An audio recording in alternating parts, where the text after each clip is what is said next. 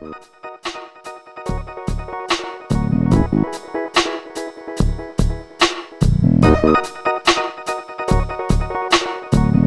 Developer Podcast.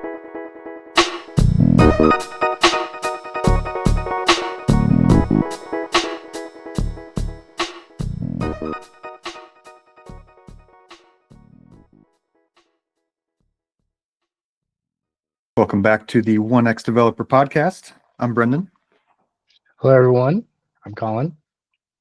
We're going to talk about software licenses today. I think the thing that kind of kicked off this conversation was we both work as software developers, and I'll be honest, I don't think about software licenses very much on a day-to-day basis, but I kind of think I should. I think there's like kind of a minimum amount that every software developer, every software engineer, everyone who works with software should know about the licenses, because all of us are using open source projects. And I think there's really a minimum kind of level that we should all be aware of how licenses work and whether we're allowed to use this software and all that kind of stuff. Absolutely. Before this episode, I knew pretty much nothing about software licenses, really. I mean, I could name some of the licenses in the little drop-down window on GitHub, but I couldn't really tell you anything about them. So yeah, I wanted to kind of kick off the conversation there. In your day-to-day job, it sounds like you also don't think much about software licenses. You don't have to, it's not part of your job to evaluate a piece of software, look over the license and say, can we include this in our stack? I guess I have done that. Well, so I will say, like, there is code in repos I've worked on where there's like that Apache license, like copy paste stuff commented at the top of the file, like this is provided as is, whatever. So I leave that where it is. I don't touch it. And I want to say that when I was doing like a software audit one time or something, there was a time where I had to like look through what license everything was. Maybe I'm misremembering this. Maybe this was just something we were releasing something open source and we had to look at it. But pretty much every time I make, like on my own projects, whenever I make a repo, I usually just pick the what's it called, the unlicensed, the non-licensed one. I usually just pick that and then I'm done with it and I forget about it. And what does unlicensed mean? Is that like basically, is that I've heard this term source available, which basically means like I'm doing this project, I'm putting it out there in public, I'm hosting on GitHub, but I'm not gonna like, there's no obligation on me to take your pull requests. You can use it, but I'm not gonna like support it or do anything with it. So this is like the big thing I wanted to get into is that like, okay, so to me, I have an idea of like what is like the open source license, right? Which what I've learned from researching all this is like there's really not one like correct one, right? But like to me, the open source license that I want to put on my projects is like, you can take this, you can do whatever you want with it. I don't care. And that's it. And that's pretty much what the unlicensed is. I believe the unlicensed is basically like, right, yeah, you can do anything with it. And so, I mean, you might be wondering, like, why even have a license at all, right? Like, why not just not have a license? Yeah. The thing is, it does have like an as-is clause in it. And that's basically what it is. Like, I'm not liable for any of this crap, but you can have it and do whatever you want with it. Right. One thing I want to bring up before we even get too deep in this is, did you ever look at this website, tldrlegal.com? It was very useful for preparing for this. You can just type in any license and it'll give you like a plain English summary. So like the unlicensed one is releases code into the public domain, thereby releasing all rights you may hold to that code. And that's it. Oh, that's real nice. Say that website again, TLDR? Legal.com. Legal, okay. Yeah, that is, I mean, that might not sound important, but that is really important. If you were to release some software and it has some bug that you didn't even know about and somebody runs it and tries to, I don't know, take you to court over it or like sue you over it. I guess is that possible? Honestly, I don't know. I don't know if it is. And that's the thing is, I've always been interested in like intellectual property law a little bit, and I don't know very much about it at all. And it's super complicated.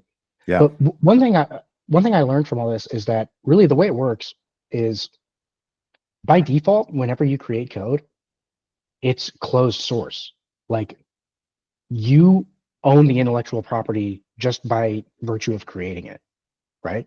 So like that's why MIT license, BSD license, these things exist, is because you have to actually explicitly give people permission to use it, which is weird to think about, right? Like I don't know why I always kind of assume like, okay, if I'm putting my code on GitHub, it's for the whole internet to use, right? Yeah. But I think you have to think intellectual property law was definitely not designed for software, right? It was designed for like some kind of hardware box that you made or a painting you made, right? It's like you own that and you have to give people permission to use it. And I think that, yeah, the equivalent with software would be even if it is the source code is available somewhere, you have to give people permission to use it. Yeah. That's really interesting. Even with the really permissive licenses, like, so, okay. So is the difference between unlicensed and MIT license, is it just really that you have to have the MIT license thing at the top? MIT, I'm gonna look it up on TLDR. So another interesting thing I learned is that like the MIT license and BSD license and Apache license are all pretty much the same. Yes. Like it's really very, very small differences. MIT, I think, probably has stuff. I know that the Apache one has stuff about like branding. Like there's stuff about like the name of the product and stuff like that. Okay. I think MIT probably does too. It's a short permissive software license. Basically, you can do whatever you want as long as you include the original copyright and license notice in any copy of the software source. There are many variations of this license. So yeah, pretty much what you said. You have to keep in the original copyright and license notice. Unlicensed is like you can just take it and do whatever you want. Which is also a little dicey, like not even protecting yourself, but I think it's a little bit weird that someone's allowed to just take it and they can create anything they want with it and just claim it as their own, basically, right? That's what intellectual property law is at its core trying to prevent, is someone taking something that you made and just saying, I made this. Yeah. Well, so are you trying to segue into the like the copyleft movement? Well, so that's what, in my research for this episode, yes, that was kind of the division that I found researching this stuff. We have your permissive licenses, like you said, the MIT, Apache, BSD are all permissive, and yes, and now we have this copyleft license that basically places more restrictions on your use of the software, right? Yeah. That reading about that was very interesting, I think. Do you want to summarize the copyleft? What is copyleft and what is the GPL license? So copyleft is, I put a note on here.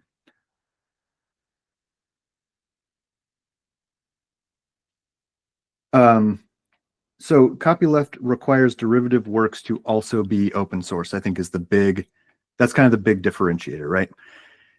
With MIT and all of the permissive licenses, you can create your own closed source application using files that have been licensed with those permissive licenses. When it comes to copyleft, the big deal is that I've heard it called like infectious or viral, right? It's the derivative works that you create from a file that is licensed with a copyleft license also have to be open source, and they have to be licensed with the same license. Right. Which is like just such an interesting idea of basically it's like you're using intellectual property law to battle against intellectual property law, Hmm. right? Yeah, I think Like you're saying whoever uses this also doesn't really own it, at least not to make money. yes, it has to remain. Yeah, the whole point is that it has to remain open, regardless of how many times someone uh, derives something from it. It has to remain open.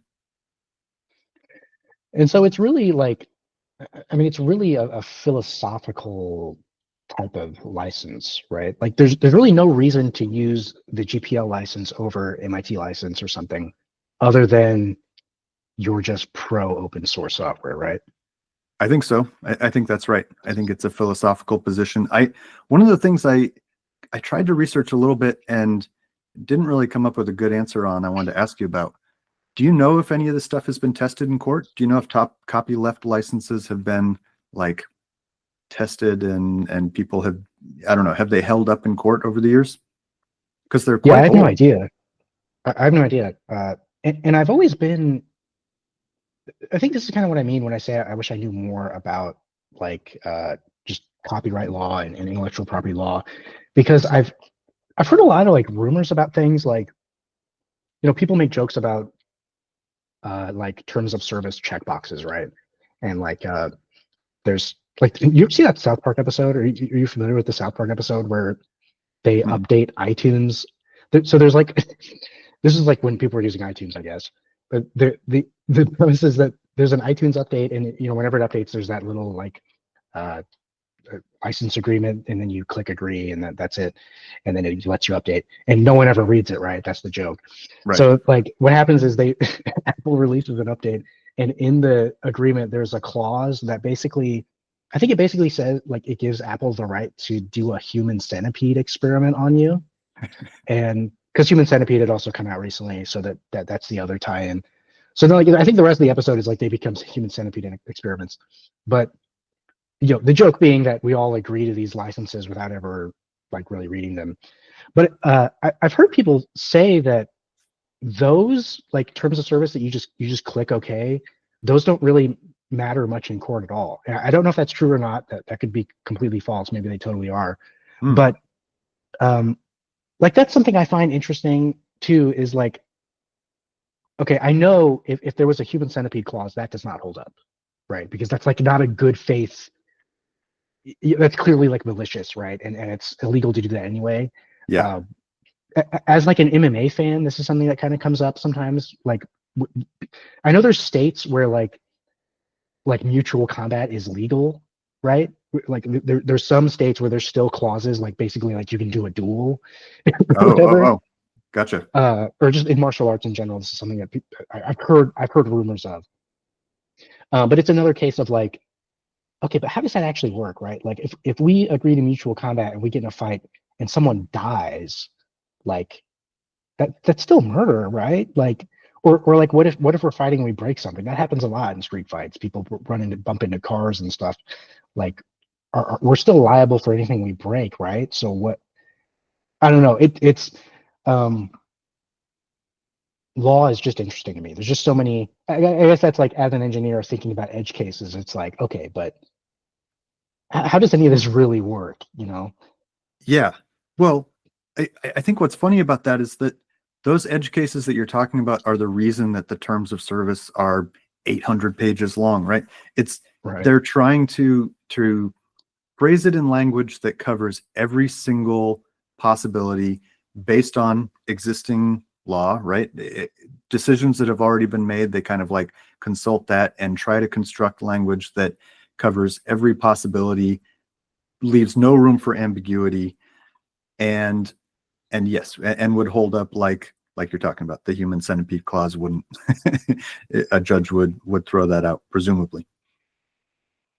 So I'm trying to really quick look for and answer your question about GPL. There's been a few cases where people have violated it, and then there's been some back and forth, and then they settled. Mm. That definitely has happened. I'm not seeing, just looking at Wikipedia, I don't see any cases of like someone going to court and like making a case and winning about a violation of the GPL. Yeah.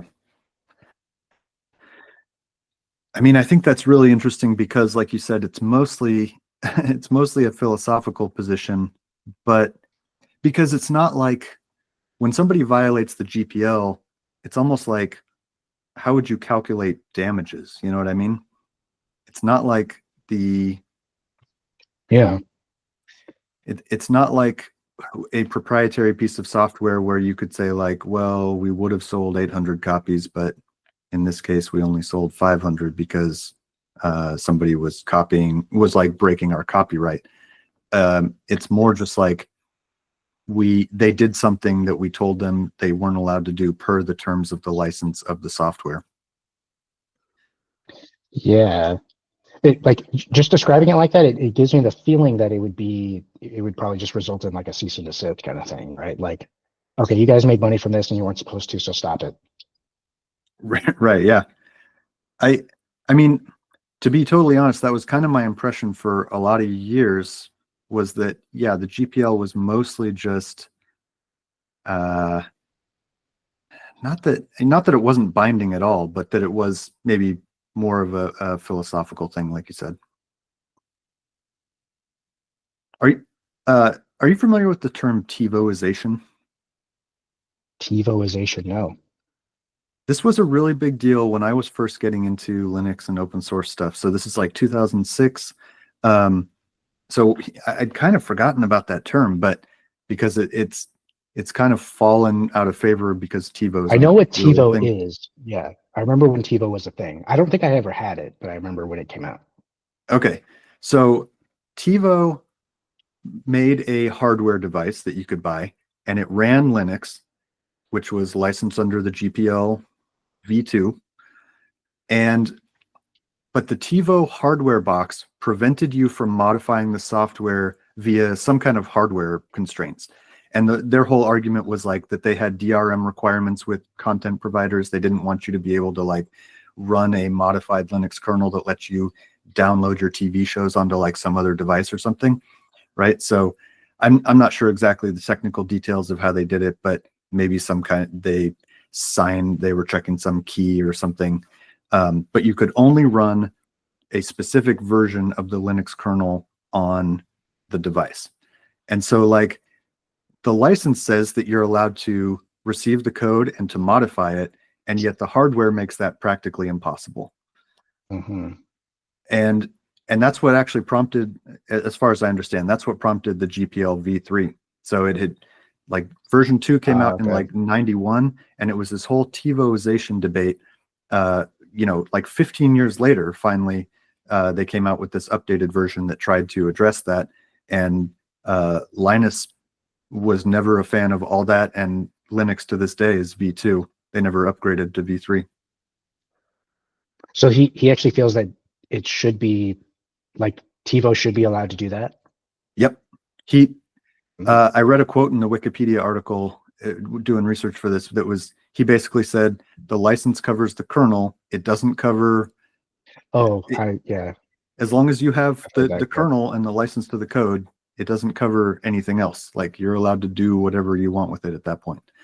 And I think the other effort, the v3 anti-TiVoization effort, was largely driven by Richard Stallman. Right.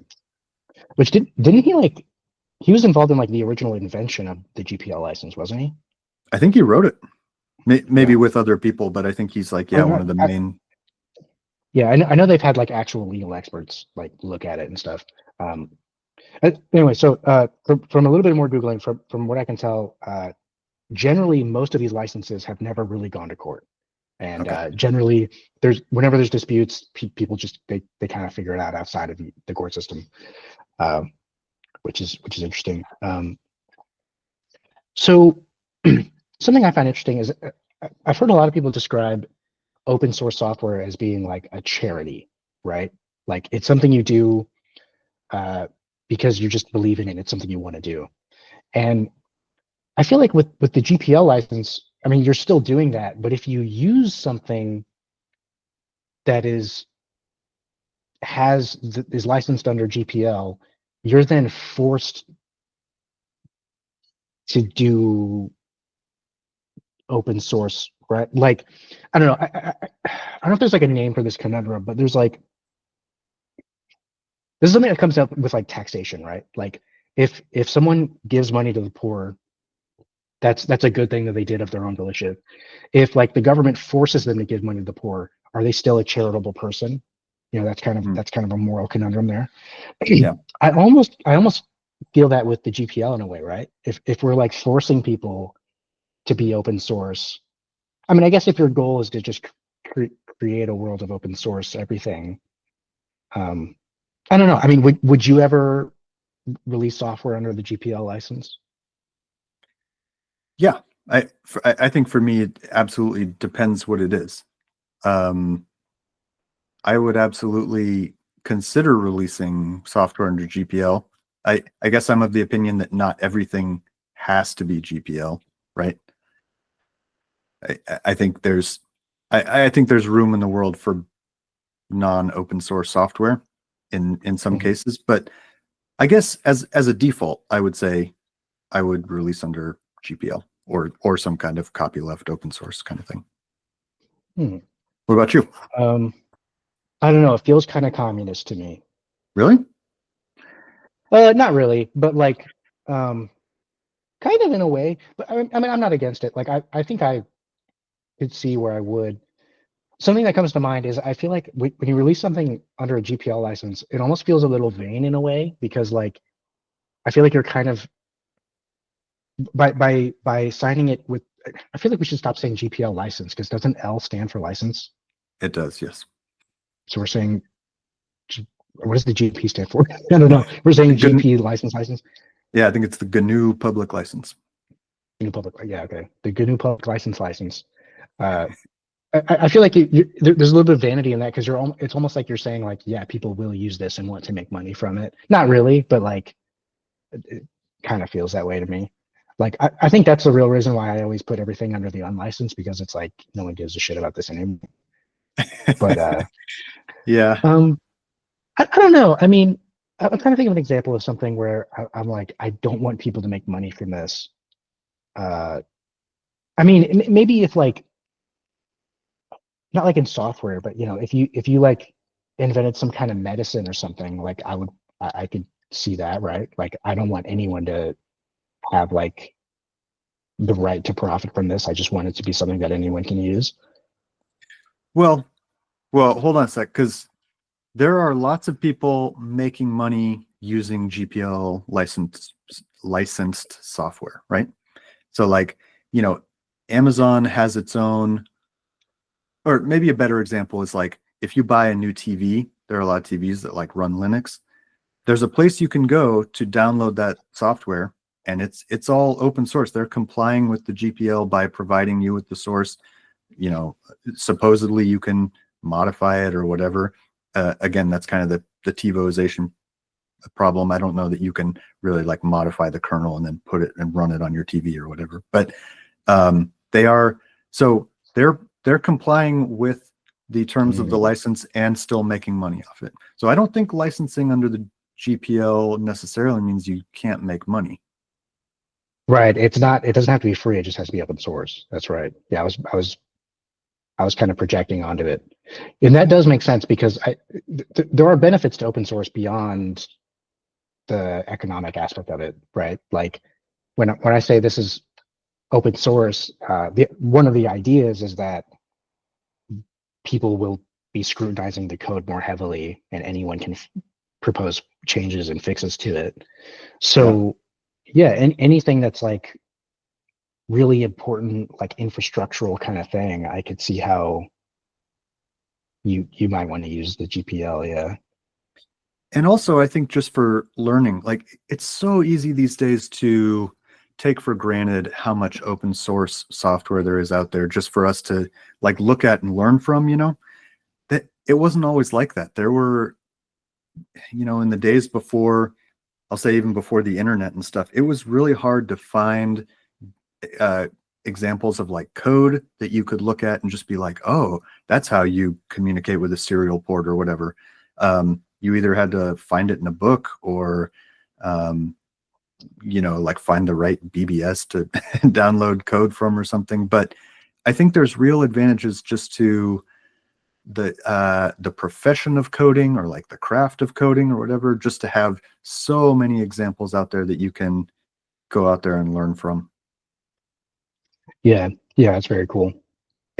So there was a little bit of a kerfuffle recently, and I'm gonna have to find that article, but there's been some people that have been upset because they feel that I think we talked about this on the podcast actually, that GitHub has been training Copilot on like user code, and I don't know if the question was ever answered as to if all of that training data was licensed the way it should have been, or if they were like just using everything.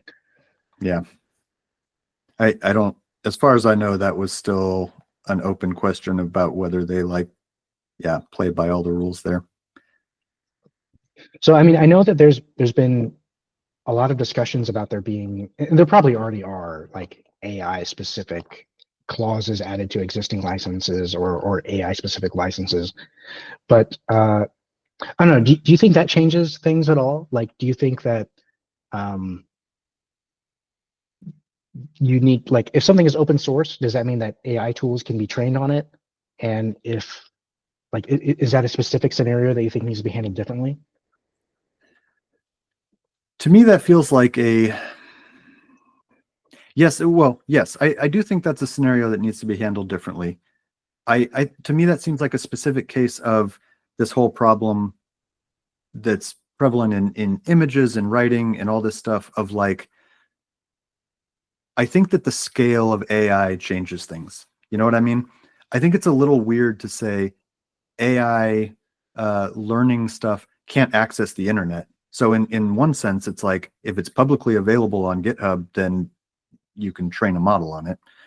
But on the other hand, if I think like art and writing is the easier example of that. If you say like, write me something in the style of this comedian, then that gets really weird. Yes, their performances and the transcripts of those performances are publicly available, but if you're just using the AI to imitate one specific thing, I think that's a little weird. And I think it goes the same for Copilot and for software. It's like, I think it's really hard to say that you can't train your model on that stuff, but if you're using it just to generate code that's exactly like this code but legally different enough, I think that's kind of dicey. That's kind of shitty. Something I wonder about a lot is, obviously there's a creative element to software development, but I believe there are cases, at least with like specific problems, where there probably is a best solution, or at least like a pretty close to best solution, right? Mm-hmm. So something I wonder about is like, if, like, what's the probability that someone writes, I don't know, a diff tool that is like exactly the same as this other diffing tool, just completely unaware of it, right? Like, I wonder if there's ever been a case like that where someone was taken to court and they said like, no, I actually just wrote that the same. Because that probably happens a bit more in software than like in the examples you gave of like creative writing or art or something. That's true. Yeah, you're right that there is a difference in software, which is that there's kind of like a goal that you're trying to get to. There's a right way and a wrong way to do this.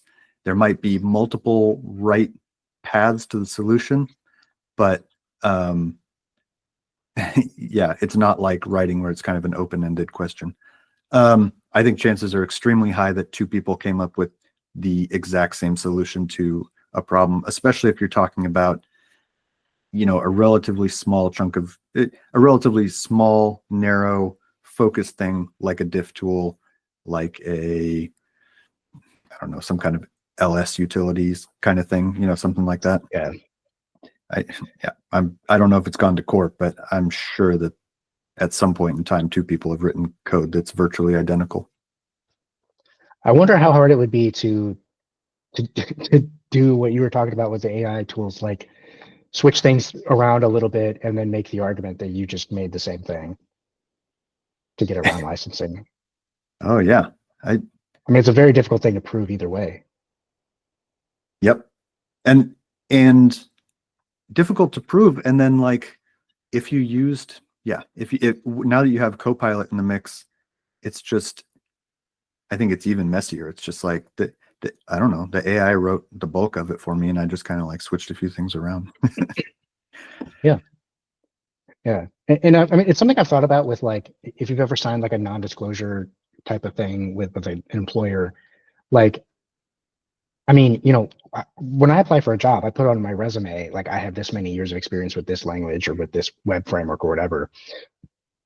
Part of what I'm saying with that is like, yeah, I know how to, I at least know how to like approach the common problems in that framework, right? Because there are certain things like auth that are like going to be the same most of the time, right? Like I feel like there's probably people listening to this that have written the same like auth function at multiple companies, and is that did they steal the code that they wrote at that other place and put it here, or did they take the knowledge they learned and then just reapply it, and it was the same solution in multiple times? It's very weird. I almost feel like with software, there has to be some idea of I don't know what you'd call it, like a minimum copyrightable chunk of code. You know what I mean? It's like, at some point there's that kind of functionality that you're talking about, just because of shared knowledges and best practices kind of like converges to a single kind of thing. It almost has to be like, at some point, those types of things are not copyrightable. You know what I mean? Yeah.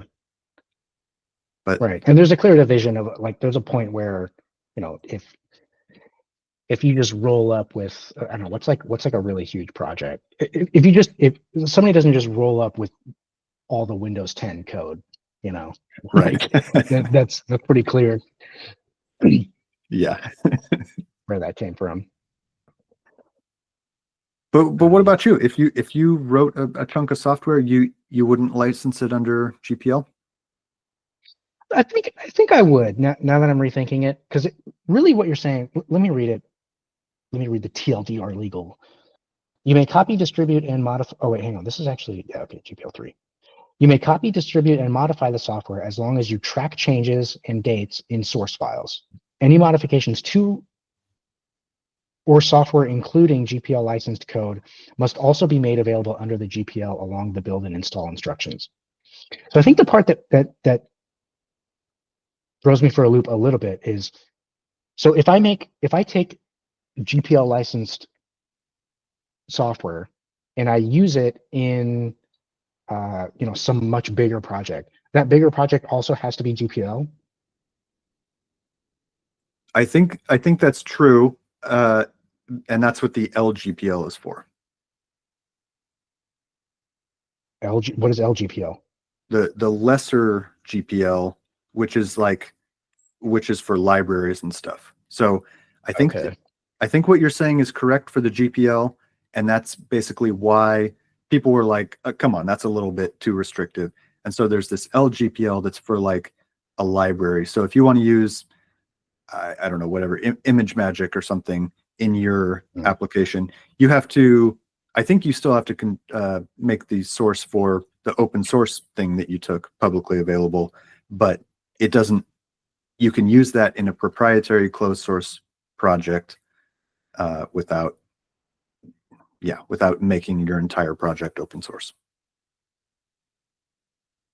So I think the GPL license makes sense, right? I mean, you're basically just saying like all derivative works are also protected. So yeah, I could see myself using that. The main takeaway I think I got from my research is that the Apache license is probably the one that I'm going to go for most of the time, because it's very unrestrictive, but it gives you just enough of like the security of like things that you care about. Yeah. Somebody can't just take your project and say it's mine, and like if you put a logo in there or something, they can't just like steal your logo and stuff like that, right? Right. Yeah. That's the big stuff. Is you still own the, like, I think it's I think the verbiage they use is branding or like content or something like that. But it's basically like the idea of the software still exists as your ownership, right? Yeah. I think one of the things that really came up for me during my research was that the GPL to me feels like it's from a different era. Reading about, Stallman's initial ideas around it and stuff, it just makes a lot of sense from like where he was sitting at the time. Just this idea that if I have a piece of software, I want to be able to get in there and modify it. It's not working how I want, so I want to be able to have access to the source code and change it to work the way that I want. I think that really makes a lot of sense, like in 1989 or something. You know what I mean? I think that things have evolved a lot, and that to me, it just felt like some of the stuff that we're doing today is really trying to like shoehorn some of those principles into a modern world 40 years later. You know what I mean? Maybe, yeah. But something that I start just listening to talk about that, how things have changed, like I kind of start thinking about some of the other things outside of software that have kind of started to take this trend towards not being open and hackable, right? Like more and more, it's almost impossible to do things like change a headlight on your car, Mm-hmm. right? Like, and there's kind of there's the whole right to repair movement, which kind of has overlap there. Yep. But it makes you wonder. I mean, there's a lot of different directions really this conversation could go. Like, there's a lot of debate with like streaming services and Steam, where technically you don't buy games on Steam, you buy access to games that are owned by Valve's servers, and that's like a whole thing, like a weird intellectual property thing. Um, did we talk about um, the time that Dead Mouse got a cease and desist from Ferrari I for don't think so. modifying his car? No. I was talking to somebody about this. So this was like years ago. I think he has a few Ferraris, and he customized one of them or a few of them with like anime stuff. He put like anime decals all over the Ferrari, and Ferrari sent him a cease and desist, saying that he was damaging their brand by modifying it in this way. Hmm. And I believe the story is that he responded with a letter of his own saying, like, it's my car, go, leave me alone. I can do whatever I want with this thing I purchased. Yeah. And Ferrari specifically is known for this. Like, I think this has happened a number of times, that they're very protective of their brand. And I think there are now actually like things you sign when you buy one. Should have asked Matt Watson about this. I know. Yeah, he had some experience like going to the Ferrari dealership.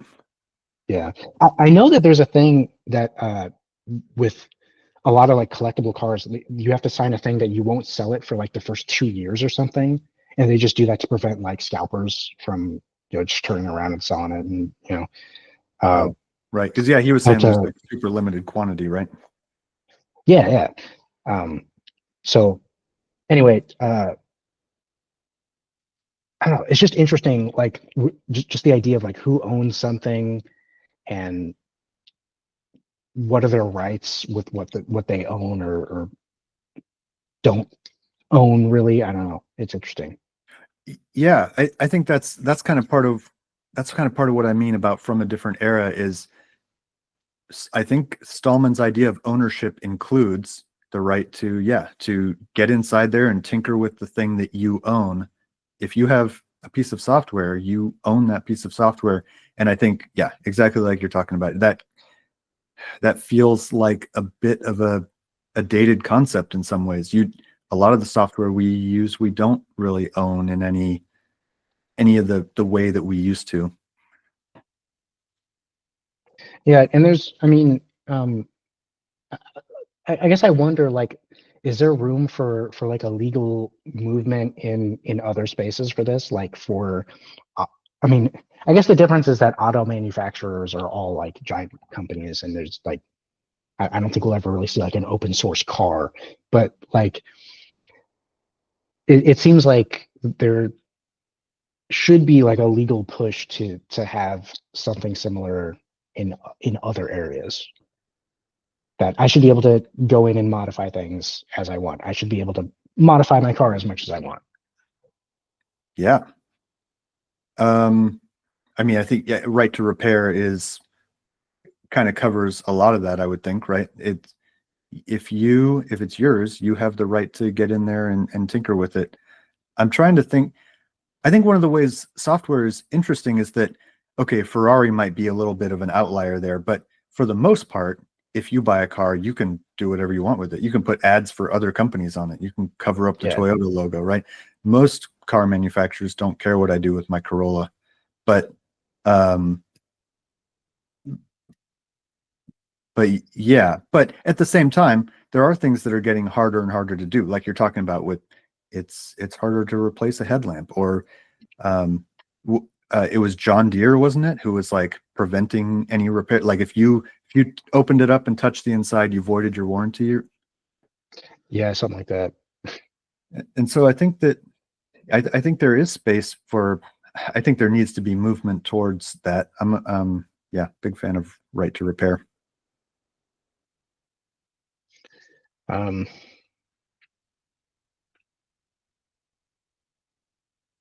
Yeah, I had a thought there. I think one of the things, though, that's really, I think one of the other ways that software is different, though, is this idea that a big company can come along and take the work of a bunch of like small individual contributors and build on the back of that without giving anything back. You know what I mean? I think that's one of the real fears driving GPL, is that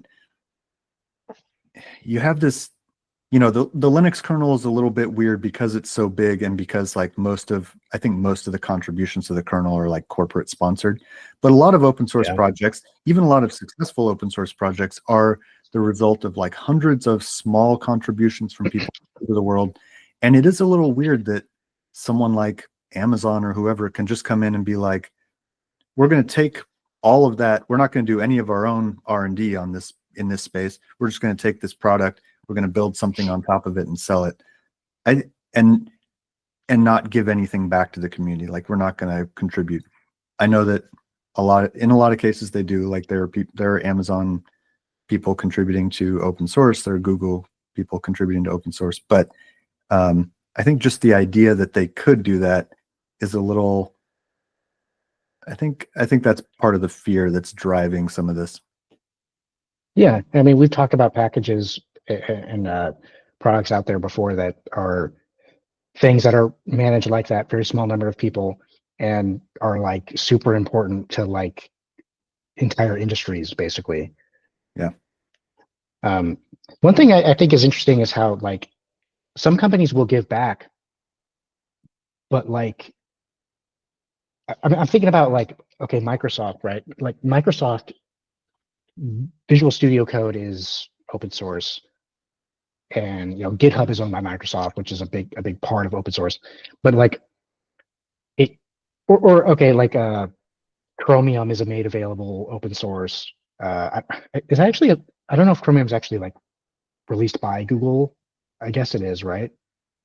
I think it must but be. Either way, I actually don't know. Conceptually, right? Like I know people have said things like, okay, so VS Code is open source, but it's like it's still like managed by Microsoft, and it's really just like a gateway for them to like get you into their system more, right? And to like to make good graces and these sort of things. I don't know. It's interesting, like the idea that you can give back, but still be like just not do it like out of the goodness of your own heart, I guess.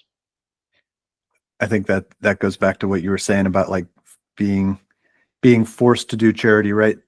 You could be forced to do it, but also you can do it kind of hoping that you get something out of it. Is that charitable? Right. If you're Um, doing it just to draw somebody in and like make them more dependent on your ecosystem or something like that, is that a charitable act? yeah. I mean, and that being said, I think that's fine. Like companies can release whatever they want under whatever license they want. I think, you know, one other thing I want to talk about just kind of popped in my head as we were talking about this. Did you hear about the whole Nintendo Yuzu emulator situation at all? No. So, uh, this is like recent development. Yuzu was it was an emulator for the Nintendo Switch, and my understanding is basically Nintendo sent them a cease and desist. Like, actually, no, there was a lawsuit. It was a whole lawsuit. The Yuzu team ended up paying a bunch of money to Nintendo and shutting down because Nintendo was saying that this Switch emulator was, allowing people to pirate Switch games and basically play Switch games without buying a Switch. Yeah. And it was a big thing because like I don't know, that seems weird to me, right? Like, I mean, there's an entire like school of thought around piracy as a concept, right? Like there are people who argue like piracy doesn't really create loss for anyone actually, that it's actually like you can't really calculate damages for something that someone didn't buy, right?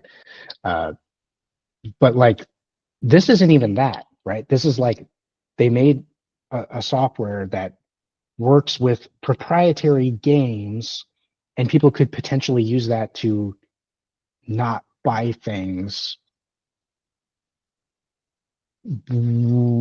Feels weird that they ended up paying a lot of money to Nintendo, in my opinion.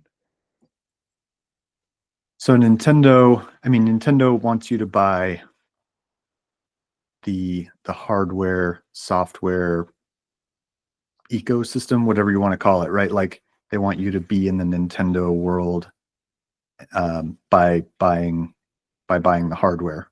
If you don't buy the hardware, but if you can get the games and you're not required to buy the hardware, that's kind of what they're worried about, right? Yeah. And Nintendo is also known, I guess, almost like Ferrari. Like they're known for being like just super aggressive with like property law. Like I know on YouTube, like pretty much anyone who makes like even people who just do regular reviews, like they're always scared when they do a Nintendo game because like Nintendo gets really picky about what footage you can put in the video and stuff like that. All their copyrighted music and stuff. Can I dress up as Mario for Halloween? I don't know. You have to ask Nintendo America's legal team. I have heard that. I don't really know the specifics, but yeah, I've heard that Nintendo is very aggressive with their IP. Yeah, I've mostly just heard it with like YouTubers and with this specific Yuzu case. Why does that feel weird to you though? Like what do you think Yuzu is totally in the right there? You think they should be able to distribute a platform to play Switch games without a Nintendo Switch? And do you think the age of the platform has anything to do with that? Do you think the situation would be different if it was Nintendo's brand new platform gaming console that came out yesterday? I mean, the Switch is their latest platform, right? That's true. That's their current platform that they're releasing games on. But I would say I think there is a case to be made about age, though. Like, if you release an emulator and there are a lot of emulators for like Game Boy and like Nintendo 64 and stuff, and I think those are actually really important because like, there will come a time like Nintendo doesn't even make those anymore, right? So like, yeah, there will come a time where you won't be able to find a console to play those games. So I think it's like, if you want to talk about like lost media and like the things being accessible forever, like I would argue that like it's really important that we have emulators for those types of things, just so that people can experience art in the future. 100%. We don't end up with situations where like we need like the Criterion Collection to come and like release games again, so that people can just experience these things. But I mean, I do understand Nintendo's argument. Like, I see what they're saying. But it just seems to me like, I don't know. It almost feels like okay, like a torrent downloader software like BitTorrent or something. Like, it's 100% fine to distribute that software, right? If people use it to then download a bunch of copywritten material, that's like on the user, right? Or like if you go to a smoke shop and you buy a pipe that is for tobacco use only Hmm. and you put something else in it, that's on you, right? That's kind of how I feel about it. I mean, this is a little different because the Yuzu team, and I don't really know much about how like emulators really work under the hood, but I mean, obviously it's an emulator, so they're like recreating this thing that was created by Nintendo for the purpose of doing what it does. So I guess I get it. I understand them shutting them down. I don't Let feel me ask, like I don't know. are there other things you can do with Yuzu that are not violating Nintendo's copyright? You know what I mean? Like, is there a legitimate use for Yuzu that's not playing Nintendo Switch games? Pirated Nintendo Switch games? That's a good question. So I mean, it's a Switch emulator. Can the Switch like you can like watch Netflix on the Switch, right? I wonder if Yuzu you can do that. Probably not. I think it really just plays games. Hmm. Um,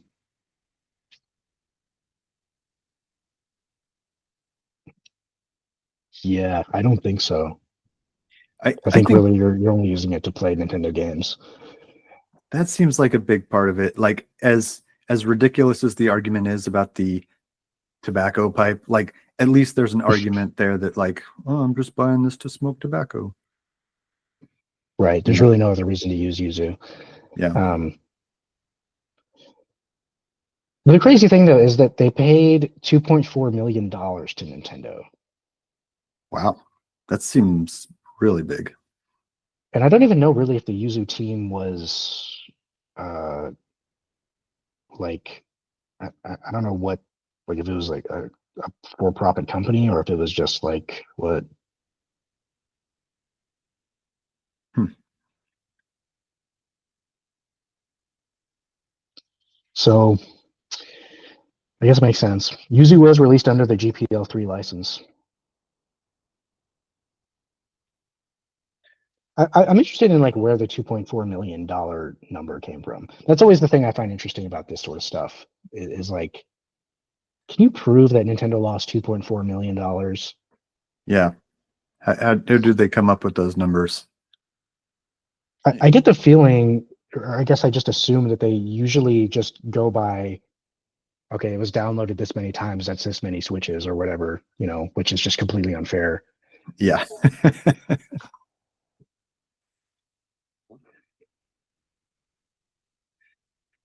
That's an interesting one.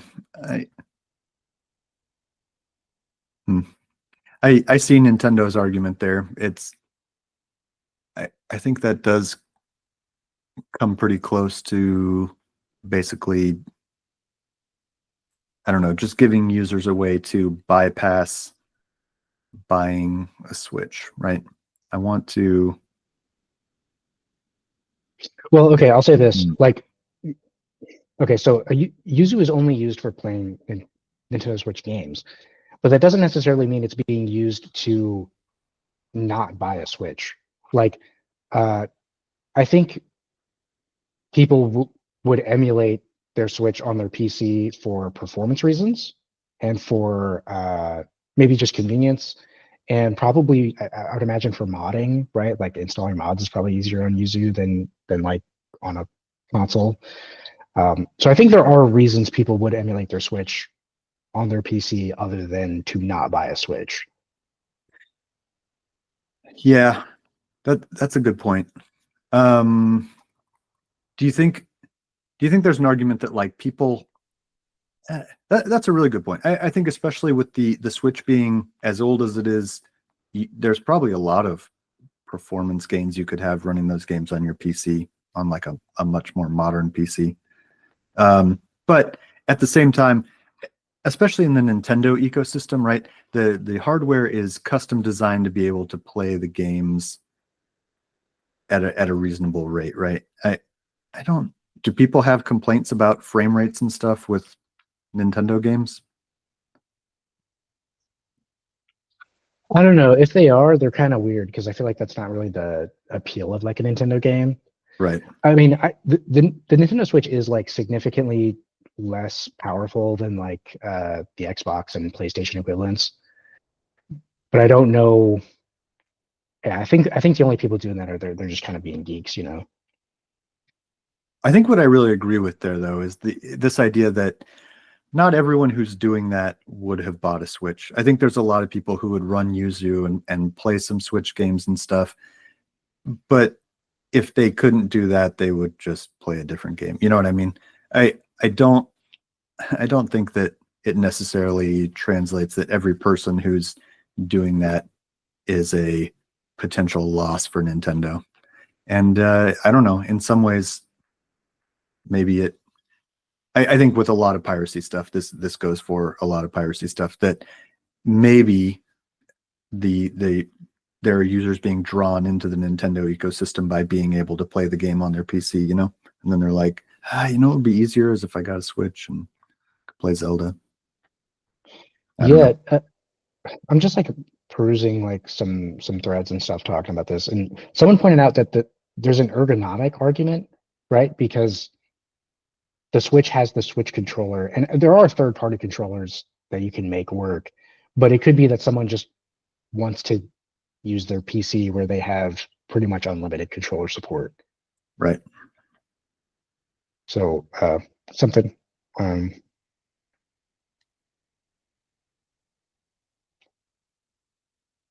So, you know, the other kind of current events thing that I was thinking about here as we were talking was the WordPress stuff. I don't know how much you've been keeping up with that, but you know, one of the big, so just to summarize the argument as I understand it, the guy who created WordPress and licensed it under GPL, I think. Other people have taken that software and created services based on that, as is their right. And there was one service in particular that he kind of like took aim at recently and cut off their access to, I think it was like updates to add-ons and things like that. But basically he kind of cut them off of the WordPress ecosystem. And one of the things he cited as being his issue with this other company was that they weren't contributing back to the community. And I saw a lot of argument online. That's kind of goes back to what we were talking about earlier. I think it's, you know, it is good when companies contribute back, but I don't think there's anything really in any of these licenses that requires anybody to contribute back to the project. You know what I mean?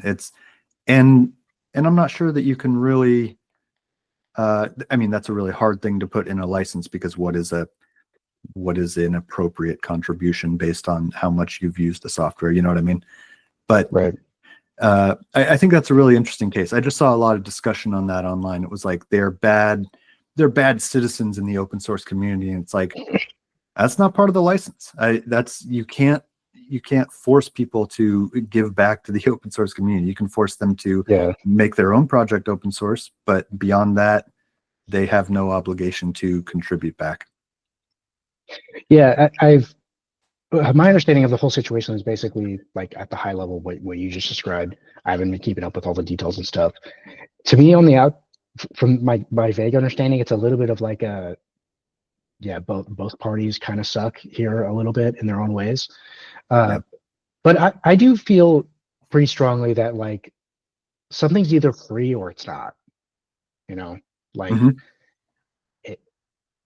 if you give someone a gift and they don't appreciate your gift, right? They don't say thank you for that Christmas gift or whatever. You don't just like take the gift back, right? That's not how it works. So like, I mean, you know, if you release something for free, that's kind of the beginning and the end of it, right? That's all there really is, in my opinion. And also, I mean, to say that they're bad citizens, like there's always been this conundrum just in life of like, you know, there's things that are legal and illegal, and then there's things that are good and bad. You know, there's a lot of bad things you can do legally, like not appreciate a Christmas gift, and there's a Yep. lot of things that are good things that are illegal. I would say maybe allegedly, maybe potentially. Allegedly, I said that in video game in Minecraft, there are illegal things you can do that are actually good things. There are things that are. I'm just gonna stop there. No, that's 100% true. It's there are laws prohibiting you from doing certain things, but not everything you can do legally is a good thing to do. There are plenty of ways in which you can just be an asshole and it's totally legal. Well, there have been, or at least I've heard rumors of like people that were giving like food to homeless, running like a food bank, and they were shut down because it was illegal because they didn't have the right permits or whatever. I would say that's a good thing. That was in that case was illegal. Right.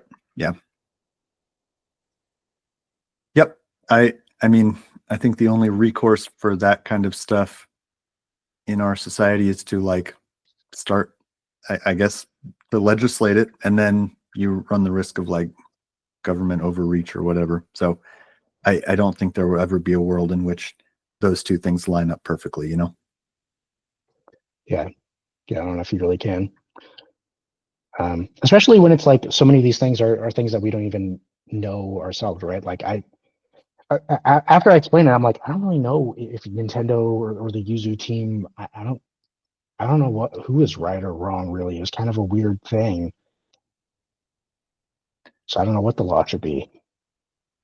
And to be honest, so much of that stuff, especially from where we're sitting, where we're not like deeply involved in it, so much of that stuff is what bubbles up to the surface in that stuff. I think we always need to take with a little bit of a grain of salt, you know?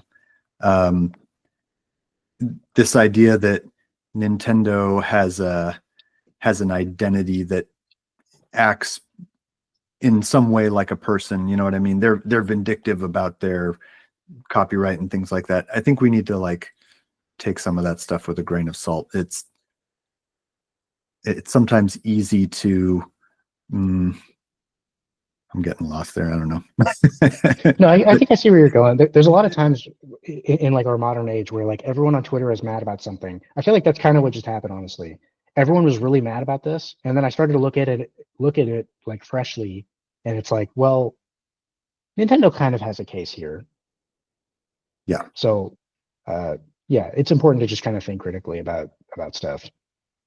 A lot of times things are a lot more nuanced than what kind of bubbles up to the surface and the surface level of the story.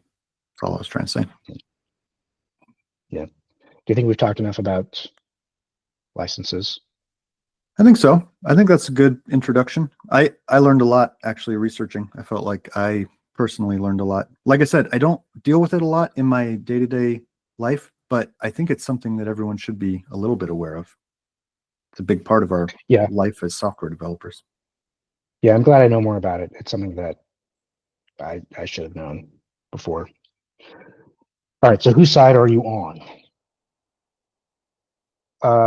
In JavaScript, are you using var or let for your variables? Oh man, let. If I'm writing new code, well, I'll say this: I kind of like when in Rome do as the Romans. If I'm writing, if I'm updating some really old code, I'll var. But because I mean, nothing's worse than like having some code that's like half and half. You know what I mean? That's terrible. But if I'm writing new code, it's constant let. So there's like real reasons to use one over the other that I used to know. I just use var all the time. I'm gonna be honest. I'm just var. I'm var everywhere. Whoa. Yeah, I think it has to do with scoping, right? Like var, anything var is global within its scope, I think. And let is, oh crap, I actually don't know. This is like such a interview question to stump people, like that we should know. I don't write a ton. You know what's funny is what was I saw something recently that where someone said like nobody uses CoffeeScript anymore. And I was like, oh, we still use CoffeeScript. I write way more CoffeeScript than I do straight JavaScript. So it's often a non-issue for me. Yeah, it's scoping. Variables declared by var keyword are scoped to the immediate function body, while let variables are scoped to the immediate enclosing block.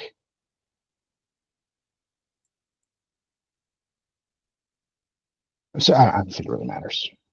Honestly. Yeah. The reason why let keyword was introduced to the language was function scope is confusing and was one of the main sources of bugs in JavaScript.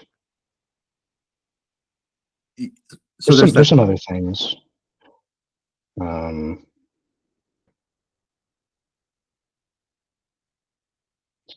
At the top level, let, unlike var, does not create a property on the global object.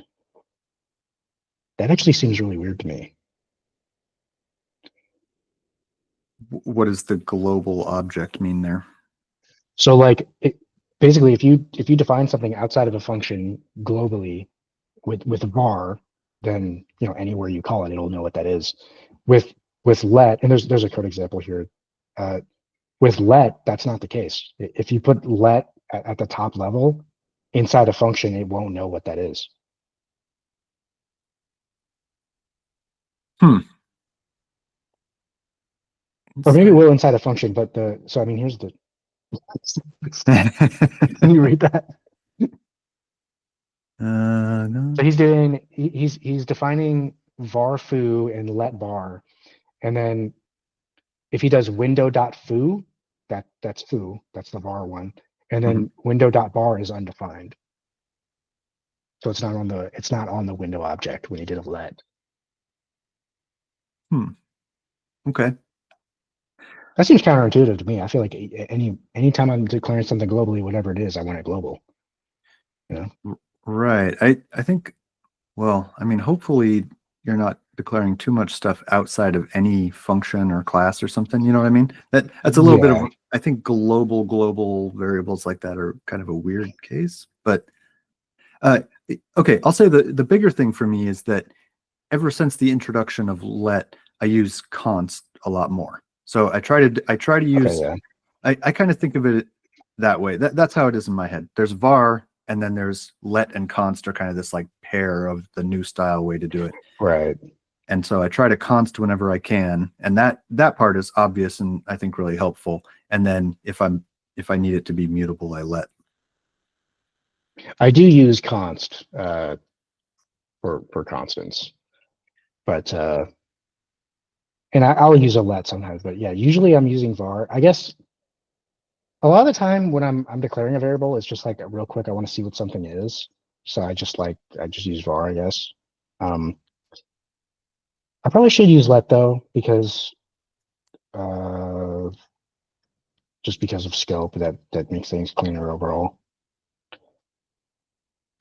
Yeah, I think that's a big thing in like old JavaScript code, is that the global namespace was kind of like polluted with a bunch of variables and stuff, and let was kind of the solution to that, right? I'm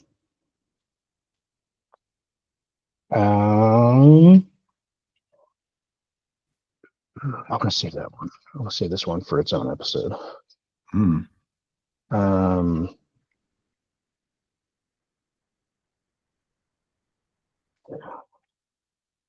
Do you use all caps for constants? I saw a tweet where somebody was like, "Why do we do this? It honestly doesn't matter. Like, why don't we just use lowercase? Just name our constants just like everything else." I do use uppercase, and yeah, mostly just out of convention. I kind of like it though. I don't know. I think it's good to have kind of like, I think it's pretty good to have standard conventions for the basics. Constants, class names in camel case, and variable names in everything else is basically like either underscores or title case or whatever. But I think it's helpful to, it feels helpful to me to know that you're referring to a constant.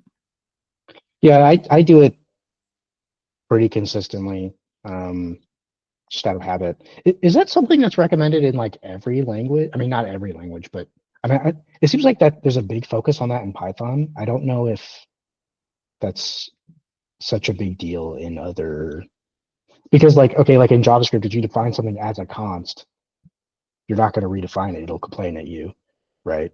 Whereas Yeah. in Python, it's you want to like say, okay, this is a constant because it's really up to you to keep it a constant, right? That's a good point. Yeah, it is. It's important to know in Python that it's a constant so you don't try to overwrite it. I think the capital thing is really more inherited from C, though. I think that's a standard going back to C and C++, that It's a C Python thing, yeah. just inherited. I think like C macros are usually all uppercase, and maybe that's not true. Not all macros, but constants. And I'm trying to remember, does C, like regular old C, does that have a const keyword? I thought it did. Maybe I could be misremembering.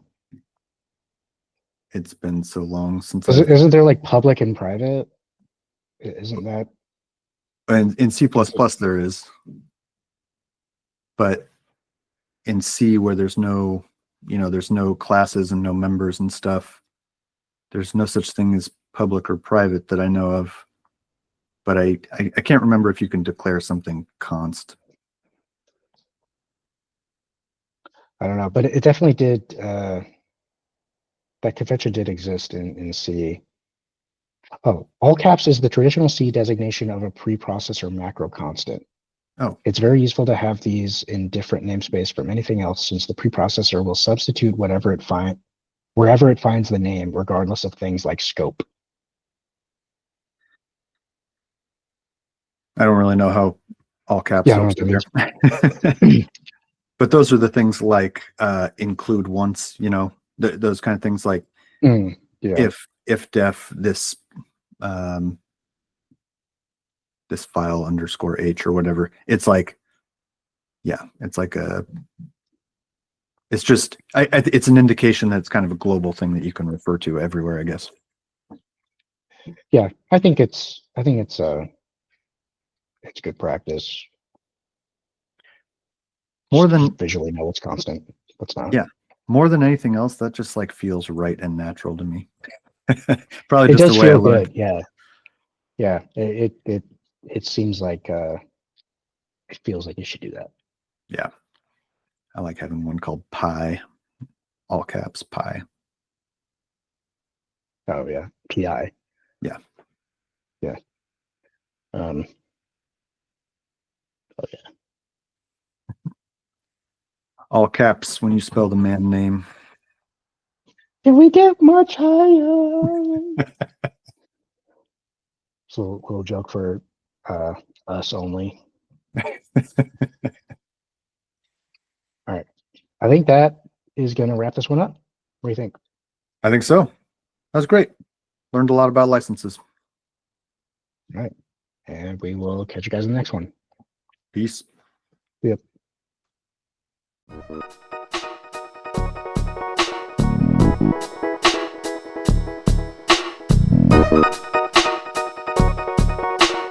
One X Developer Podcast.